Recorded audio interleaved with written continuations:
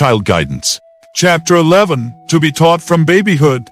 Begin the teaching early. Obedience to parental authority should be inculcated in babyhood and cultivated in youth.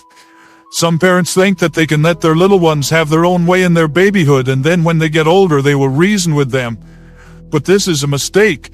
Begin in the baby life to teach obedience. Require obedience in your home school. From their earliest life, children should be taught to obey their parents, to respect their word, and to reverence their authority. Before reason is developed, one of the first lessons a child needs to learn is the lesson of obedience.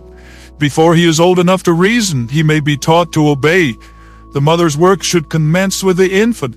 She should subdue the will and temper of the child and bring its disposition into subjection. Teach it to obey, and as the child grows older, relax not the hand. Before self-will grows strong, few parents begin early enough to teach their children obedience. The child is usually allowed to get 2 or 3 years the start of its parents, who forbear to discipline it, thinking it is too young to learn to obey. But all this time self is growing strong in the little being, and every day makes it a harder task for the parent to gain control of the child. At a very early age, children can comprehend what is plainly and simply told them, and by kind and judicious management can be taught to obey. The mother should not allow her child to gain an advantage over her in a single instance, and in order to maintain this authority it is not necessary to resort to harsh measures. A firm, steady hand and a kindness which convinces the child of your love will accomplish the purpose. But let selfishness, anger, and self-will have their course for the first 3 years of a child's life, and it will be hard to bring it to submit to wholesome discipline. Its disposition has become soured. It delights in having its own way. Parental control is distasteful.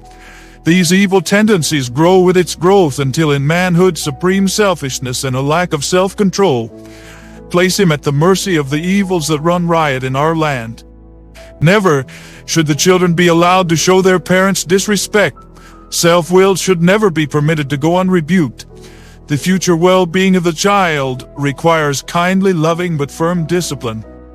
Obedience to parents leads to obedience to God. The youth and children who have praying parents have been greatly privileged, for such have an opportunity to know and love God. In respecting and rendering obedience to their parents, they may learn how to respect and obey their Heavenly Father. If they walk as children of the light, they will be kind and courteous, loving and respectful to their parents, whom they have seen, and thus be better qualified to love God, whom they have not seen. If they are faithful representatives of their parents, practicing the truth who they helped given them of God, then by precept and example they acknowledge the ownership of God and honor Him by a well-ordered life and godly conversation. Only the obedient enter heaven. Let parents and teachers impress upon the minds of the children that the Lord is proving them in this life, to see if they will render obedience to Him with love and reverence. Those who would not be obedient to Christ here would not obey Him in the eternal world.